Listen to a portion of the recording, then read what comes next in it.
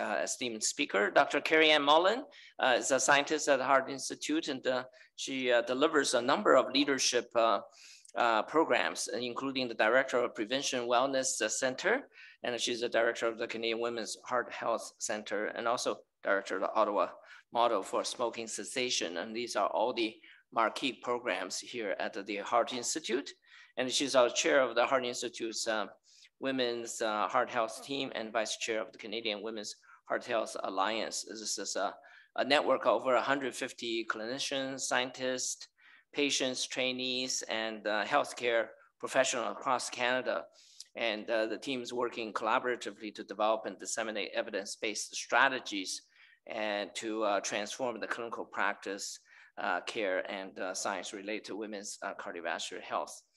And I know many of the amazing people in that network. And my job only is as a cheerleader, and I just run nonstop to raise money for the Alliance. And yes, I just keep on doing that, yes. So Kerri received her MSc from University of Illinois and PhD in population health from University of Ottawa. And she trained as a student scientist at the Institute of Clinical Evaluative Sciences.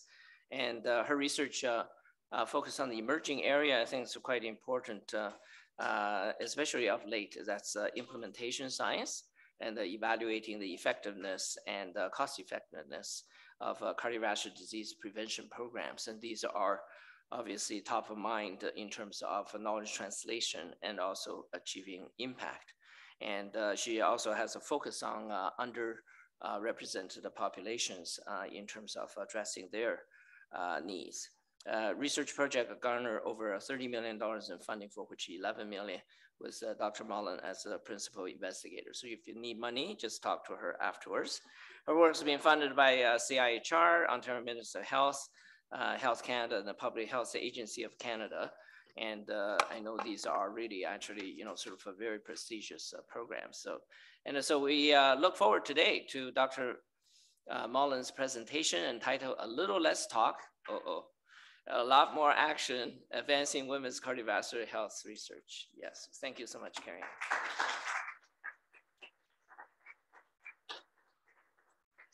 Thank you very much, Dr. Liu. It's so nice to be back in person. Nice to see everyone. So thanks for coming. So I'll get right into it because as I have told many of you already, I think I have too many slides. So I'm going to try to end this on time today. So as Dr. Liu mentioned, I did part of my graduate work at the University of Illinois, had a great experience there, lovely campus. But many of you may not know, Illinois is at the university, the campus I was at is actually in central Illinois. So you got to drive by a lot of cornfields to get to that. And so anyone who's from a more rural area in Canada, you may relate to this. Why I bring this up is, where did I get the title for this presentation? And some may already know. Of course, when I was studying there in the 90s and 2000s, a popular country western singer was Toby Keith, who's pictured here. If I wasn't a country and western music fan before I went to the University of Illinois, I certainly was when I left. And he had a song at the time, or in the 90s, called "A Little Less Talk and a Lot More Action." And I thought this is particularly relevant to women's heart health, and certainly the work that we've been doing here at the Heart Institute, because we've been saying for a long time the same words. Women are undertreated, they're underdiagnosed, they're under-researched, and they're under-aware when it comes to cardiovascular health. Back in 2013, when the Heart Institute decided to invest in the Canadian Women's Heart Health Center and put women's heart health as a key strategic priority, we began to move from just talking about this issue and actually moving into action. So I'm going to tell you a bit about the work we've been doing at the Canadian Women's Heart Health Center here in Ottawa. I'm also going to frame it in terms of the work that's being done across the country with the Canadian Women's Heart Health Alliance. So the Alliance is actually a network that was established by the center here in Ottawa. As Dr. Liu mentioned, it's now 150 members strong. This is a volunteer alliance primarily. It was launched back in 2018, and our collective vision is to improve women's cardiovascular health across the lifespan. The mission of our alliance is to support our stakeholders in working collaboratively to implement evidence, transform clinical practices, and impact public policy related to women's cardiovascular health.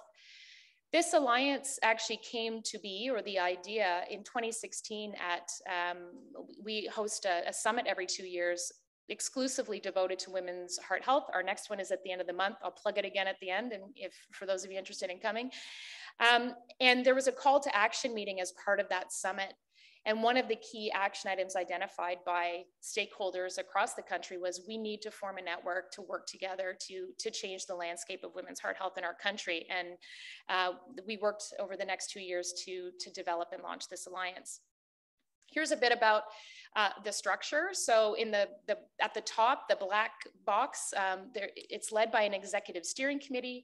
Dr. Thais Cochino chairs this ESC. I'm the vice chair. And then the other lovely faces sort of along the bottom and in the middle are the co-chairs of the executive, or sorry, the other members of our executive steering committee. I'll talk about them in a second. The alliance is powered by a secretariat, the purple box, but really it's these people on the top right corner, Lisa Comber, Anise Wong, and Melissa Corgun, who are the engine of this alliance. I see some heads nodding. You've worked with this group. It's unbelievable how much these three manage, and they manage our members, communications, but also over 50 projects going on throughout this alliance. And I'm going to talk about some of those projects today. So we're very fortunate. The secretariat, or of course the funding for this alliance and for our secretariat, comes from our Ottawa Heart Institute Foundation. So Dr. Liu, thank you for running so much, for taking so many pictures. It really does help to support the work that's going on across country. So I'm spending a lot of time on this, and you'll see in a moment why I'm doing so.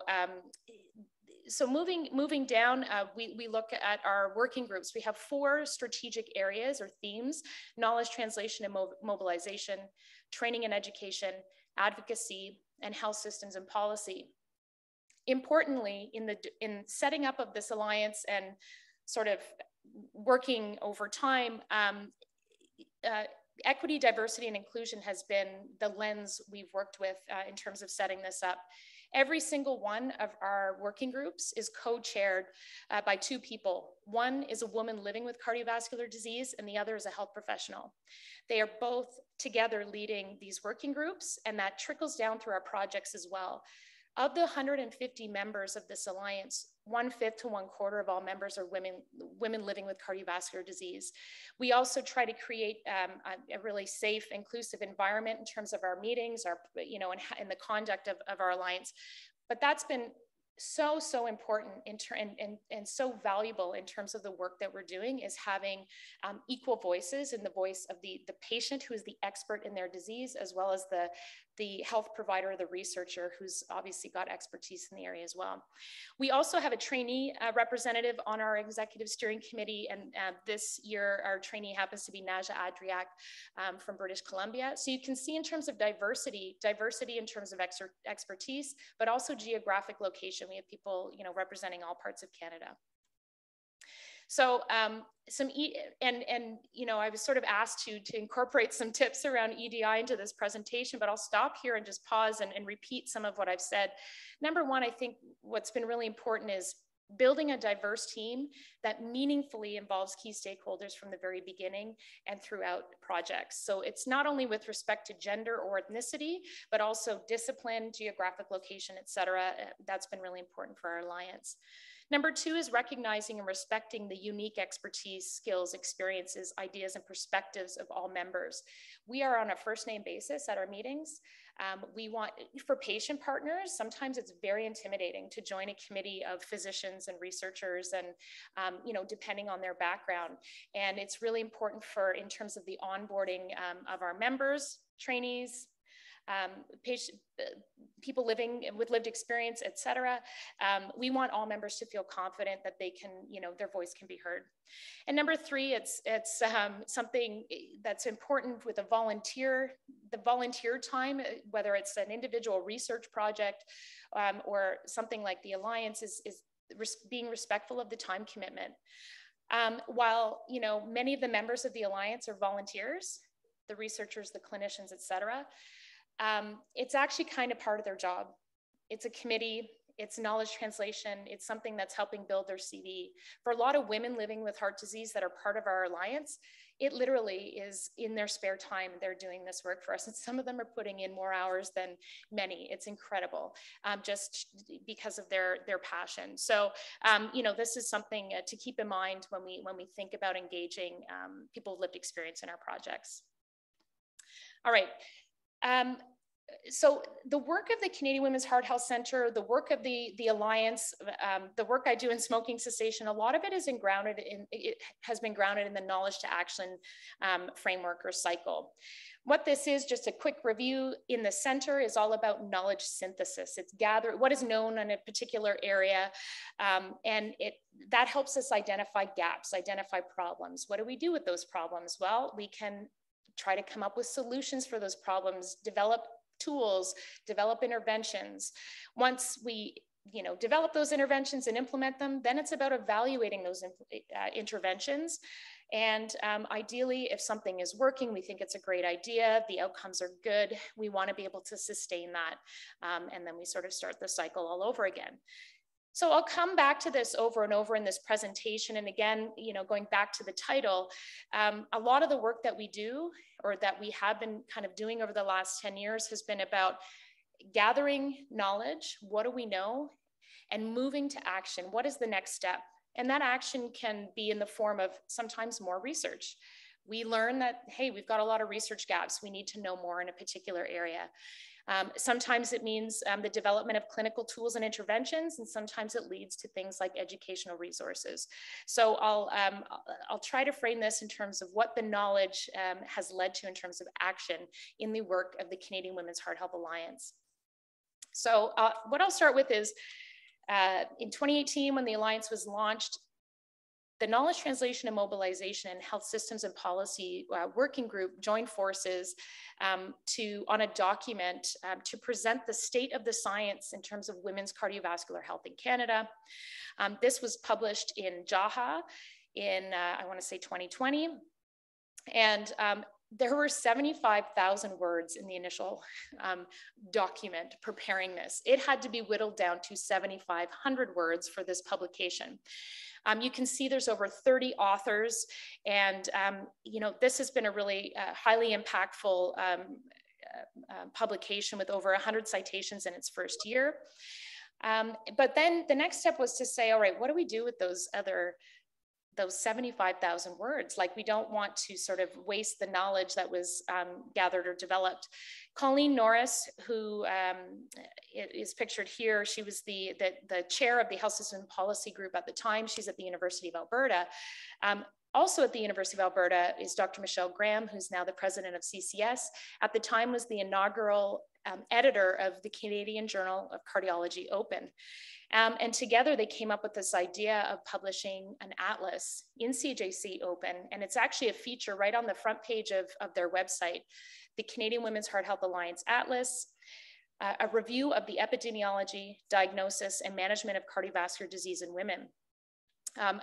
I've been coordinating this effort along with Lisa Comber of the Alliance, and we are more than 2/3 of the way through. We're about to submit Chapter 7. And so I'm going to now review sort of what these chapters have taught us and what that has led to in terms of additional work in women's heart health. Chapter 1 was an introduction. Chapter 2 reviewed the scope of the problem. It was led primarily by Shaheen Jaffer from UBC and Heather Folds at University of Saskatchewan. And what we found in each chapter has sort of a central image like this with the summary of all the findings in the chapter.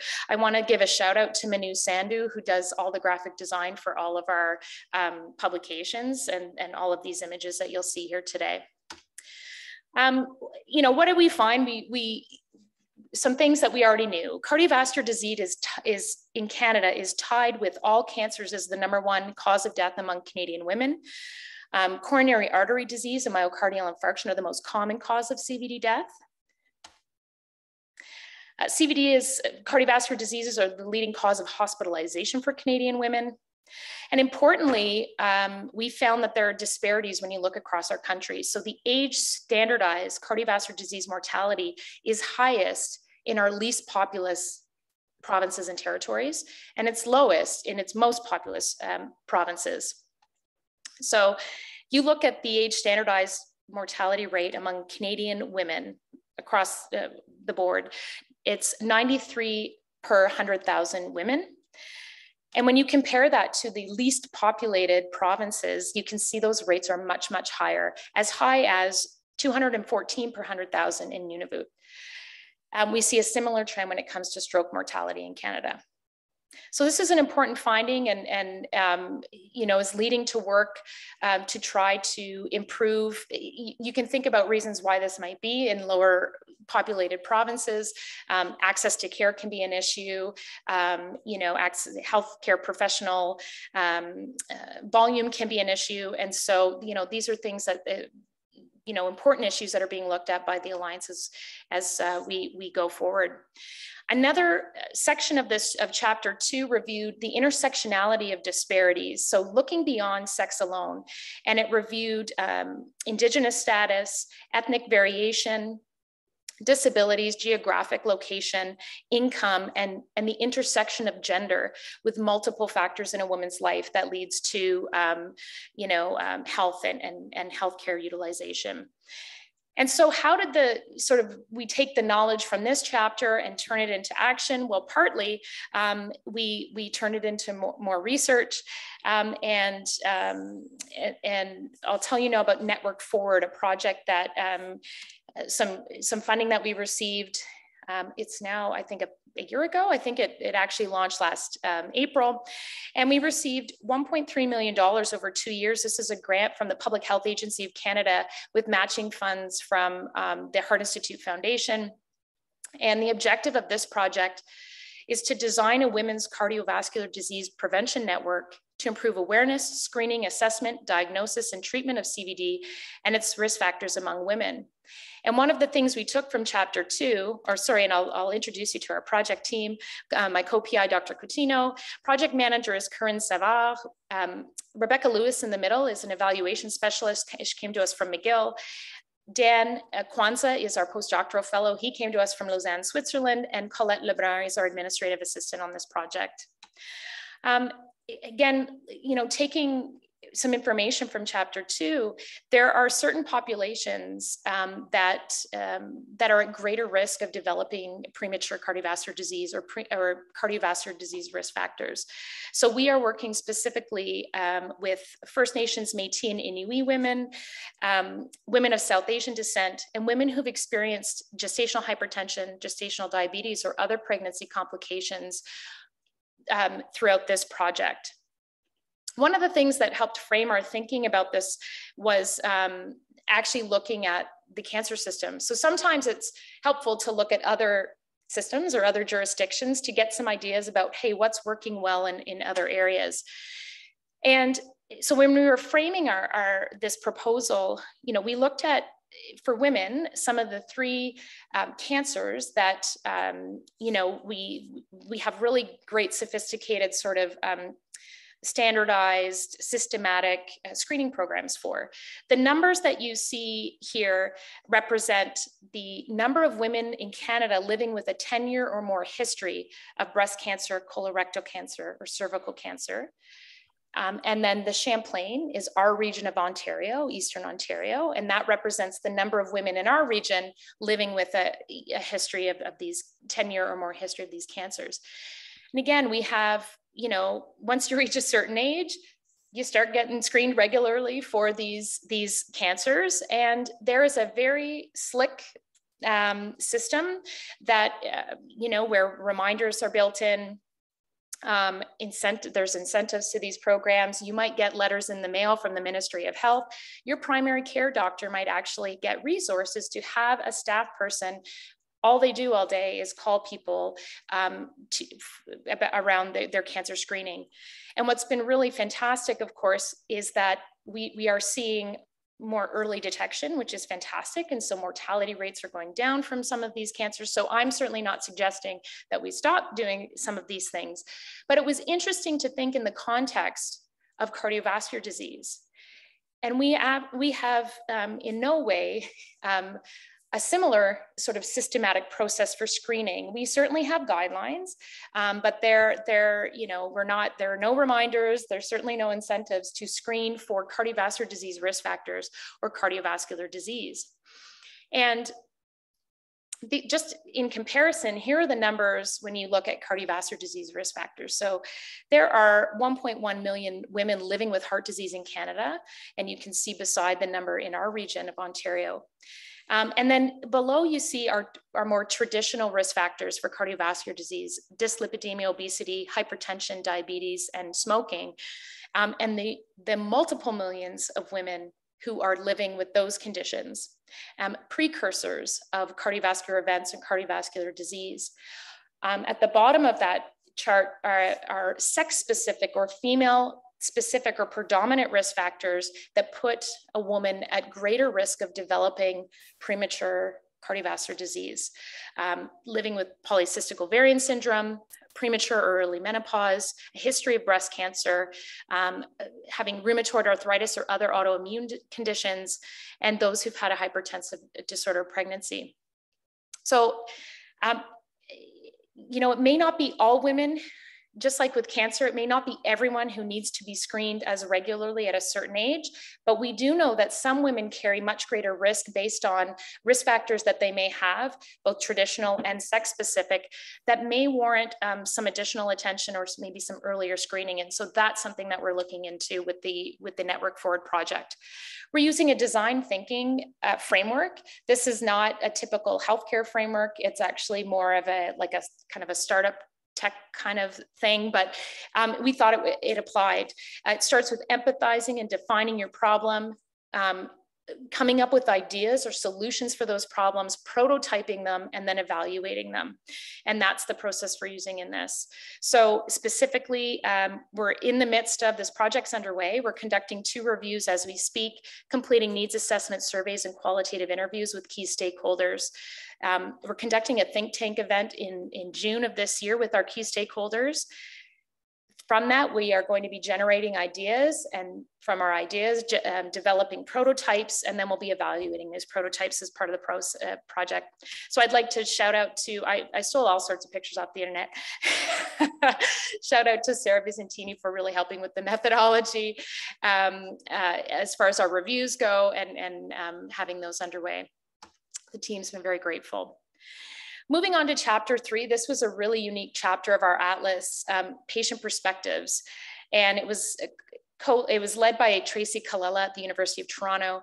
1/3 of all of our authors were actually women living with cardiovascular disease. That's one of our patient partners, Hope. That's Donna. Donna lives on the West Coast.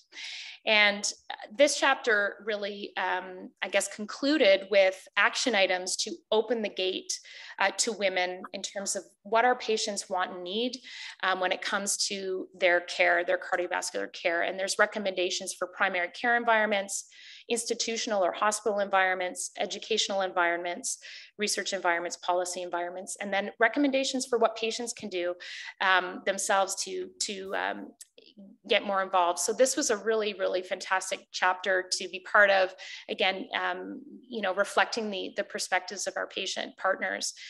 So my EDI tip number 4 is it's really important to take the time to understand the wants and needs of our target audiences, our end users. There's some qualitative researchers in the crowd. I know they speak this language regularly, but it is really important to speak to patient partners, to people with lived experience, and understand what's important to them as we develop our research, to conduct needs assessments, focus groups, surveys, et cetera. But consider qualitative methods or mixed methods in the research that we're doing to really get a sense of, the other perspectives or other ways of looking at the research that we're doing.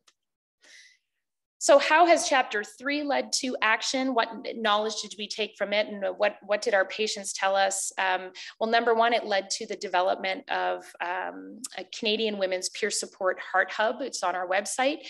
This is basically a directory of peer support programs across Canada. Of course, Women at Heart, our local program, is included in this, and many actually this has led to some partnerships across the country and other organizations adopting our Women at Heart program. There's a new Women in Cardiac Rehab project that was developed. Cardiac rehab was a really important topic and concept as part of Chapter 3. And so number one, this project is looking to enhance the knowledge of cardiac rehab professionals.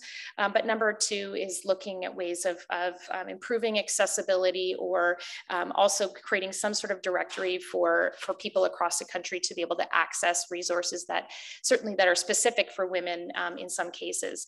And then on the bottom right, you know, this has been a really cool project that's ongoing, is developing our women's heart health resources in multiple languages. So we have now, as part of Where We're Canada, which is many of you have been part of our awareness campaign, there are 5 key messages around women's cardiovascular health that were developed. These are now, have been translated into 15 different languages, including American Sign Language. We have, you know, clinic posters, we have brochures, we have videos where, you know, you can watch or see presentations in multiple languages, in 15 languages on our website. And, you know, this is so important in terms of accessibility and comprehension. And, you know, it's something that, again, it can cost money, but it is definitely worth it in terms of reaching people. And in terms of like, you know, health literacy is such an important concept and issue, and making sure people, you know, are getting the information in the language they're most comfortable. So my EDA tip number 5, when you can translate resources, I mean, geez, 15 languages. We're so lucky. We received a grant from our Patient Alumni Association. So I'm really grateful to them to help us with these translation costs. And I will say, this is the process we took. When possible, we hired professional translators. And the second stage was our women with lived experience, or our patient partners, or in some cases our healthcare providers or community members, reviewed that translation and made sure that it made sense to them in sort of layman's terms. So that was really, really important to go through that process. Another thing, just going back to the topic of peer support, Chapter 3, and this really again came from our patients, is we wanted to update, do an updated review on peer support interventions for women with cardiovascular disease. I should say there's not been a review done on women specifically. There has been a review done in terms of just men and women, and in terms of peer support. So we received CIHR funding for this project. Monica Perry at the top left of University of Toronto is my co-PI, and Monica's really led this project. Sarah, again, sorry you show up twice. There might be a third, who knows. Amy Johnson, of course, and she's done a methodologist. She's really helped in terms of developing our methodology. Anise Wong has coordinated this for us and really tries to keep us on time.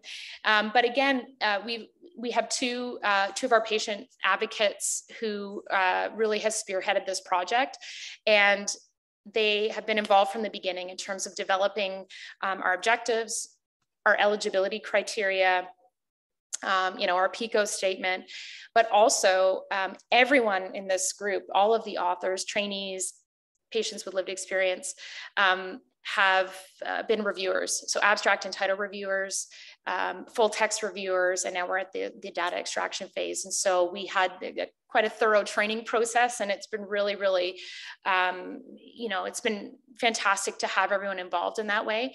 This is being presented, or this is a type of systematic review called an evidence map, which is really to identify gaps in knowledge, and maybe identify future research needs. And it presents the results in a way that's like in a really user-friendly format. So yeah, so this project's underway, and we're excited to see what comes of it. And it will help inform our existing peer support program. So we're excited about this one.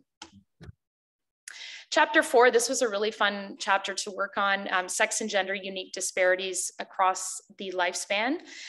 It was led by Sharon Mulvey, and who many of you may know at Dalhousie, and Karen Ehrenberg, who's at University of Calgary. Kerri used to be here local, actually. You know, this one looked at both traditional risk factors, but again, those sex-specific or sex-predominant risk factors. And so I hope you can read this. It's kind of small, but I'll help guide you through it. So from birth to death, all of us are exposed to different things. Traditional cardiovascular risk factors, that's that top bar in the gray. We could potentially become or have or be exposed to any one of these traditional risk factors across our lifetime. That includes smoking, hypertension, diabetes, obesity, hyperlipidemia, poor diet, sedentary behavior, and some psychosocial factors. In addition, there are some other sex-specific factors that women uniquely can be exposed to, which put us at much greater risk of developing premature cardiovascular disease or cardiovascular disease risk factors. So that includes early or late menarche. I didn't wear my glasses. Menstrual cycle irregularity, polycystic ovarian syndrome, depression. Obviously, men and women both experience depression. Depression confers a greater impact on women as far as cardiovascular disease risk. And so that's sort of why it's on the list. Contraceptive use, autoimmune rheumatic diseases like rheumatoid arthritis, systemic lupus, pregnancy-related conditions like gestational hypertension, gestational diabetes, chronic kidney disease, breast cancer therapies, and menopause. So estrogen, female hormones have this protective effect up until menopause. And this is why cardiovascular disease tends to present later in women compared to men. That's one of the reasons. So menopause on its own puts a woman immediately, puts a woman at increased risk of developing cardiovascular disease. But women who experience menopause before the age of 45, so premature or early menopause, have an even greater risk of developing premature disease. So how do we take this information and move it into action? Again, through more research. And partly this inspired, among other things, her CROWN study. So this is a study we just got for research ethics. It stands for Re-examining Her Cardiovascular Risk, Ottawa Women's Longitudinal Cohort Pilot Study. So this is a Vanguard pilot study. Thank you, Oracle. Thank you, Research Services. Thank you, Foundation. It was part of the Precision Medicine call last year, $100,000 over 2 years. Here's our study team. You recognize a lot of the names here, mostly Heart Institute, some ICES, and our research staff. Brittany's in the crowd today, doing a fantastic job on this, and our other study I'll talk about in a second. And Jessica Jasiak is a co-op student we have for till the end of summer. So going back to this figure, one of the main things that her CROWN is sort of trying to accomplish is that our current risk stratification models, our current cardiovascular disease risk calculators tend to underestimate risk in some women. They don't incorporate these female-specific risk factors. And a lot of them have been developed based on research that has predominantly been done in men. So, there are other, obviously, longitudinal cohorts that exist. None have focused on female-specific risk factors. So we're actually recruiting women with a known sex-specific risk factor. And it's a 2-group matched cohort study. We're recruiting 210 people into the pilot. Half will have a known sex-specific risk factor. Half will be an age-matched control. And, they'll go through a series of sort of study measures, so questionnaires, arterial tonometry, and then a subgroup of these participants. So those with a hypertensive disorder pregnancy and their matched controls will also have cardiac PET, coronary CT, and echocardiogram.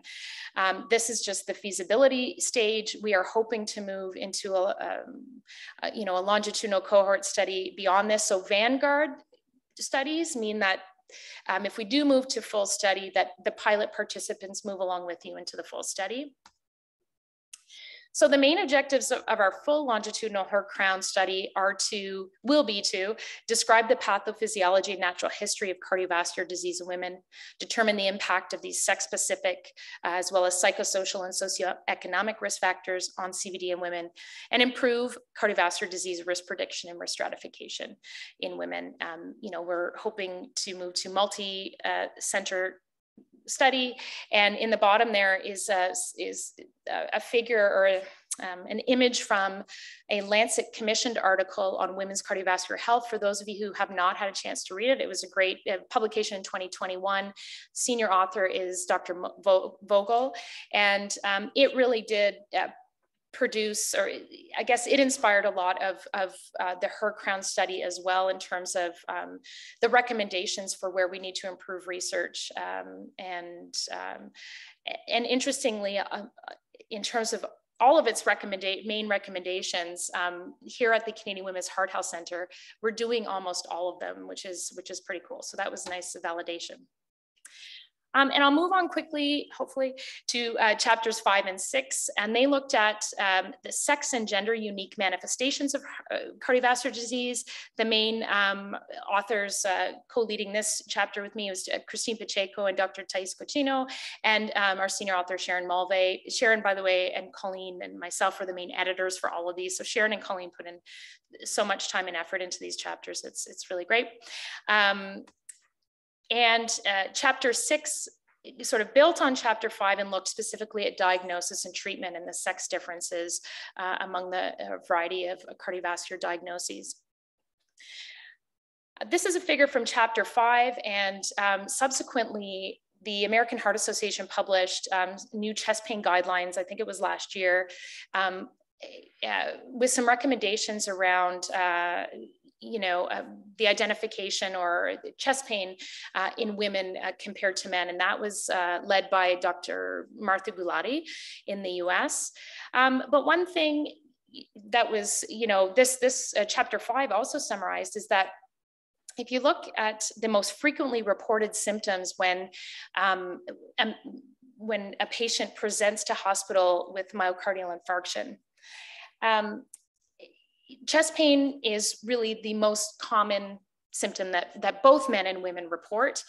But women are more likely than men to report jaw, neck, arm or back discomfort, a shortness of breath, and some additional symptoms women are more likely to describe, things like nausea, unusual fatigue, palpitations. And women are also more likely than men to describe prodromal symptoms. So these ones in the yellow on the right-hand side, so symptoms leading up to in the days or weeks leading up to their event. And, this is something of course, we reviewed, other studies and the AHA guidelines. So now, based some of their recommendations around this, how women and men present differently, can present differently. And one important finding is that while women still they're most likely to report chest pain, they are also much more likely than men to report 3 or more other accompanying symptoms. And sometimes that takes the woman themselves down a different path, thinking, I'm not really sure what this is. And sometimes it can take the health providers down a different path, in terms of how it's described, whereas men are much more likely to only report chest pain. And that becomes, very clear what should be done at that point. So taking this information and moving again from the knowledge to the action phase, the Alliance has developed a guideline, I guess a clinical guide in terms of chest pain in women in the ER, and with a focus on acute coronary syndrome. So this was led by Christine Pacheco, Shaheen Jaffer, and Karen E. Jacques, who's on the right top. Karen's one of our patient advocates, and she this was a project that was really important to her in terms of spearheading, and this has turned into sort of a checklist that for emergency medicine settings and practitioners. And Megan Noble, who I've circled here, Megan is one of our Alliance members. She's also a student of Dr. Monica Perry's. She's a nurse who works in Northern Ontario. She works for Indigenous Services Canada. She actually works in a critical care unit or in like an emergency unit in a fly-in only community. And Megan has taken the concepts from this project and is really looking to implement and evaluate its utility in some more remote communities, and how can we do a better job of diagnosing and moving people to faster diagnosis and treatment in some of these settings. Another project that has sort of stemmed from this is a clinical practice update that's being worked on currently. The co-leads are Dr. Cochino and Dr. Pacheco, and it was approved by the Canadian Cardiovascular Society. The review has been, or the papers have been pulled, is my understanding, but it's a CPU on myocardial infarction with no obstructive coronary artery disease, a condition that seems to predominantly affect women. And what's really interesting about this one, again, going back to Karen Jacques, who was instrumental in this, developing this project overall, Karen really pushed in the proposal to CCS for a plain language summary to accompany the CPU. And this is, CCS loved the idea, and this is the first time ever that they will be working on a plain language summary for the general audience, which is fantastic. Internally, we're also working on our own MINOCA protocol. I tried to find everyone's picture. Sorry if I missed anyone. But this is basically a diagnostic protocol that we're looking to implement and evaluate. And it's work that we've done as part of our women's heart health team, and many familiar faces there. And then another study that has sort of stemmed from, again, the gathering of sort of all of this evidence over time, but also this one, I would say, mostly stemmed from, I think, what Dr. Coutinho and Dr. Emily Paquin were seeing in the Women's Heart Health Clinic here at the Heart Institute. So in 2018, we established we opened the doors to our Women's Heart Health Clinic. And one of the things that, Dr. Coutinho and Dr. Paquin were sort of seeing is that among our MI patients is that when you'd see some women in follow-up and ask, when was your last period? Some women were saying, it's funny you ask, I haven't had a period since my heart attack. And, I think for a long time, we've known there's something going on hormonally, particularly with certain types of heart attacks, like spontaneous coronary artery dissection. But I think I don't want to say it's the leading cause, but I think there's a lot of women have been excluded from research over the years because our hormones are complicated. And I think pregnancy is always a risk, and is often an exclusion factor in studies. And so we said, well, let's try to hit the nail on the head in this one and go right at it and try to understand what is going on hormonally at the time of MI in women presenting to the Heart Institute. You can see our co-investigators here in our research team. This was also an Oracle Precision Medicine pilot grant. So thanks again to Oracle. So in this study, which started recruitment, and Brittany, what are we at today? 17 recruited. The primary aim is to examine the association between the timing of MI and a woman's menstrual and menopausal status. And we're going to stratify and with a special emphasis looking at SCAD and MINOCA patients. And our primary hypothesis is we think a larger proportion of MIs are going to occur in the early follicular phase of the menstrual cycle or within the perimenopausal period. And that this association is going to be stronger among those subgroups. Our secondary aim is to evaluate the proportion of women with recurrent angina post-MI. So we think angina symptoms fluctuate with the menstrual cycle. And so we're going to measure this and track it in our patients. And we're going to actually use our menopausal women as the control group to our menstruating women in this case. I really want to also mention work that's going on in our Women's Cardiovascular Health Registry. This was another project of the Women's Heart team. Thank you to the foundation as well for the funding to get this started. And Ama Twanaboa Kojua, our registry coordinator, thanks for her getting it underway. And we have a committee that helped form, the variables for this registry. But keep your eyes out for this one. We're really excited about the information and learning more about our patients through this registry. Finally, I'm going to end with telling you what the Training and Education Working Group of the Alliance has been up to. Just a couple of examples, but one of its first outputs was the development of a Canadian Cardiovascular Society accredited women's cardiovascular health modules. So there's 9 modules. You know, on our website, you can download all the presentations, all the speaking notes. People can present it, you know, at their institutions, but you can also watch the video of our members presenting the information. And of course, we include a woman living with cardiovascular disease, these specific conditions in each one of our videos. We published the process of developing this module. And so a couple of our trainees were involved in this publication. And what this has led to is all sorts of things. So, you know, now we have this content developed, it's been accredited. We completed a survey with post-secondary institutions, medical schools, nursing schools, and then phase 2 is going to be looking at allied health schools and so on to find out how many actually incorporate concepts around women's cardiovascular disease or sex and gender in their curriculum. And you can imagine, it's a small number.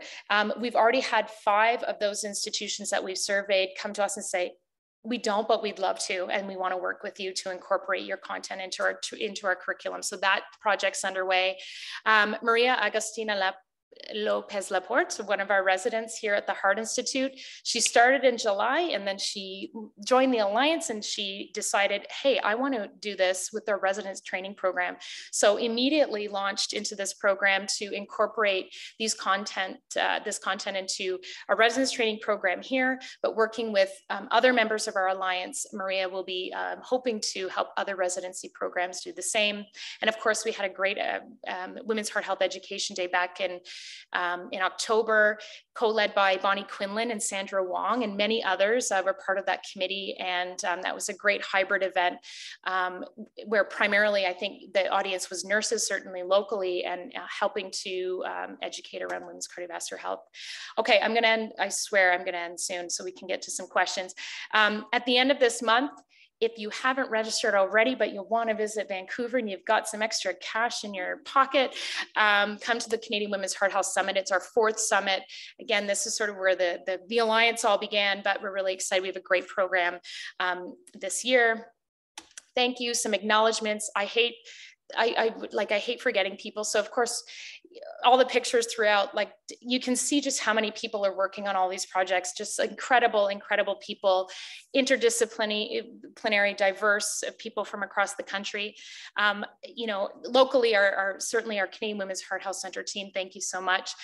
All of our research services, incredible. Like we have the best research services team anywhere. I think everyone would agree. Of course, our finance, our legal affairs, and our human resources team who really help tremendously in terms of all of our projects. And it's special thanks to the Cardiovascular Research Methods Center team. Of course, George Wells, who's been an incredible mentor. I'd like to thank George for all of his help over the years. Kerri-Anne Wooding, she's on mat leave. But thank you, Kerri-Anne, for all of your work. Here's our center team. Our patient advocates and volunteers, we can't do what we do without you. Thank you so much to our senior management team for all of your support of the work that we do and making it a strategic priority and actually putting some money where your mouths are, so to speak. I really can't thank our senior management team enough. And I'll just end. She's not here today because she's actually getting her house ready to sell and apparently is cleaning out closets or something. No, I joke. It might not be a joke. We'll let her confirm. I just would like to thank my partner in crime. It's been a pleasure doing business with you, friend, and we're going to miss you, but it's been a really incredible journey, you know, working with Dr. Thais Cochino. She's leaving us to go back to the Mayo Clinic later this year, but we know, you know, all that means, I think, is that now we have some multi-center studies to look forward to with the Mayo Clinic. So Thais, thanks for everything, your partnership and your leadership. And I guess I'll end there. She's certainly done an incredible job leading the way in terms of research and clinical care when it comes to women's heart health here in Ottawa and beyond. So thanks so much for your attention today. Whew, 7 minutes to spare.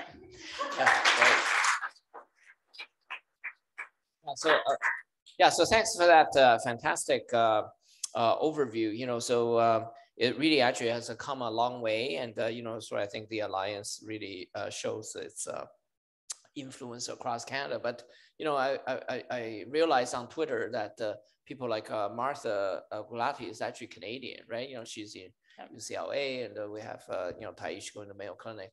So you can actually truly expand this to all over North America, and and also great in terms of the funding successes. And I love to see that the circle of knowledge application and knowledge generation together. And so I'm very happy to see that. I never know where my Oracle funding all goes, so that it's good. And I'll continue to run to make money for you folks. And so there are lots of comments and questions online. Are there folks in the room here wants to ask a question and comment?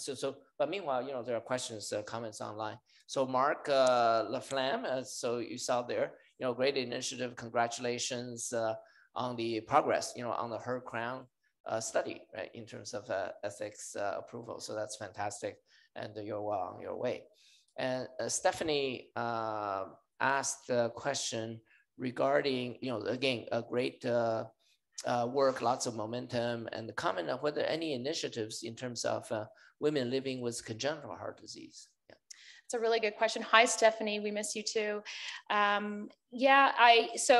I certainly here at the Heart Institute, I'm sure Stephanie is aware of programs and initiatives going on.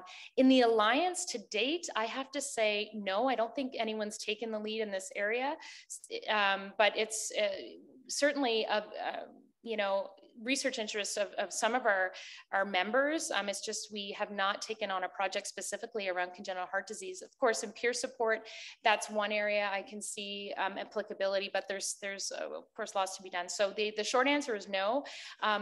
Just for it just hasn't been a project that's come up at this point, but not to say that it won't. But certainly here locally at the Heart Institute, there is. Can we go back to Mark did have a question at the end of his. Okay. So let me just comment on the congenital heart disease. Yeah. So I was at a strategy setting session with the Heart and Stroke Foundation on congenital heart disease. I was impressed to see how many patients actually come from the Heart Institute were there. So we actually have a large number of patients. And so previously I was working with congenital heart disease patients, and pregnancy, major issues, genetics, major issues, so these are really a very important area because it involves a lot of young women. And Professor Schwartzman will be joining us from Switzerland in May, right? Really actually kind of taking congenital heart disease to a whole new level. And so I think it is actually a very exciting area to consider. So Taish says that it's not a joke. I'm home organizing closets and for sale in 2 days. Yeah. So people, after finishing the session, if you have time, go and help Taish. And Saul question is inspiring work. You're a role model. Thanks for taking action. And women with INOCA seem to be left in a muddy area. This is, of course, sort of a whole new areas for a study, as you mentioned. And are they included in your project? And can we do more on the prevention work? A very, very interesting question. Yeah, that's a great question, Saul. And so in chapter 5, and maybe even to some extent in chapter 6, definitely INOCA was reviewed and included. As far as the CPU goes, I believe the initial, but Thais can correct me if I'm wrong, the initial application was actually for like a MINOCA/INOCA CPU, and then it was narrowed to MINOCA. But it's a really good point, certainly an area of interest of many of our researchers and clinician scientists in the Alliance. It's not, but Yeah, so in terms of the sort of protocols being developed, it's been more, right now they've been starting to lean more heavily on the MINOCA side of things, but it's a really, really good point in terms of, the care and treatment of our INOCA patients. So yeah, should we be doing more prevention work? For sure. And I think that you'll see, certainly, in the review in the Atlas, you'll see lots of information about INOCA, and among our Alliance members, a big interest in that topic. So hopefully more things to come. There may be actually interesting opportunity. I was going to make a comment. One of the big areas we're working on is brain and heart. And a lot of the connections are involving small vessel disease rather than the epicardial coronary disease. And, so many patients, in fact, with brain-related, sort of events are actually also linked with INOCA as well. For sure. And I mentioned like the clinicians and scientists on that, but so many of our patients, our patient advocates, deal with or have experienced INOCA, and they are looking for answers. And it's just, the patients they are driving that part of the research agenda as well, because it is an area that needs so much more work. Yeah. So I think that there's new science understanding and solutions, so I think this is very, very timely. So Taish has 3 major comments. It starts with wow. And she has so many things to say, and what is joy being, to watch Dr. Mullen's growth in this entire field, and you built really a national leadership. And so congratulations on that side, which, I think everybody agrees. And the talk remained in history as a masterclass how to move a needle on a topic, and I fully agree on that. And so it's really start with the need to build the research and build a diverse team, and not only that, also build the action items as per the topic of your talk today, and making an impact and go back to the research, so that the cycle, knowledge translation cycle, is a great illustration for this.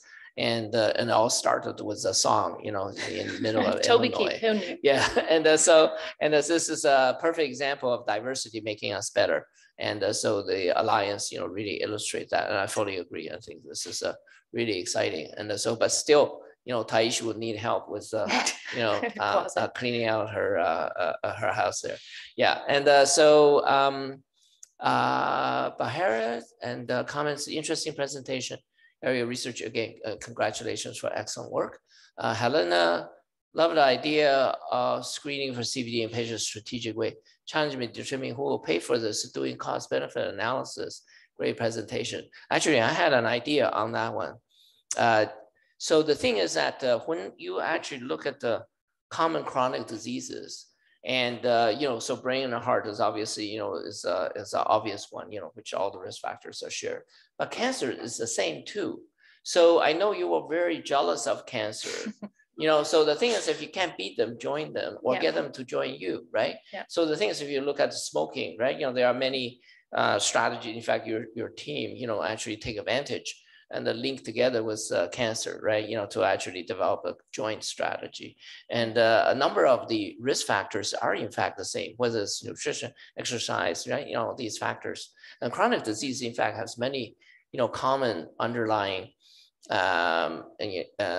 risks, right? So cancer got so much money to do this, right? Why not just ask a few more questions? That's a great strategy. Well, and one of the things that we are, one of our aspirations is to develop or help implement a national strategy for women's cardiovascular disease. Mm-hmm. Cancer has done this, different, cancer organizations. So I think that's a great suggestion. Mm-hmm. Again, from the cost, I think, like I said in the presentation, obviously it might not be all women who need to be screened, but there's certain things we are not screening for, and we could be. And, so I think, yes, good point, Lainey, in terms of looking at the cost effectiveness, cost benefit of these types of things. And I love that suggestion to join forces with some other areas and where risk factors are common.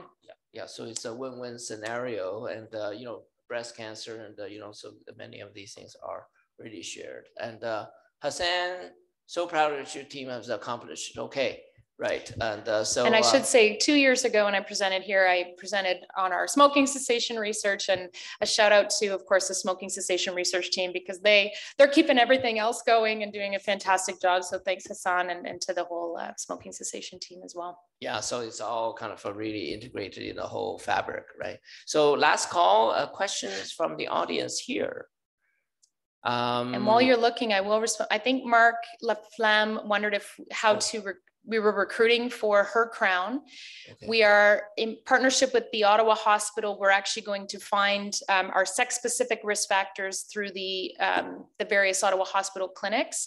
But in terms of matching, you know, we have various strategies, again, through EPIC and through TOH, but we are also willing to take referrals. So, and you know, if someone's a good candidate, then and can be matched to one of our sex-specific, or if they have a sex-specific risk factor, actually, and fit the eligibility, we'd be happy to hear from you. Brittany Bossy, BRBOSSE at ottawaheart.ca. All right. Wow. With that, who can actually say no? Yes. Okay. So thank you again for a great presentation. You know, sort of great progress.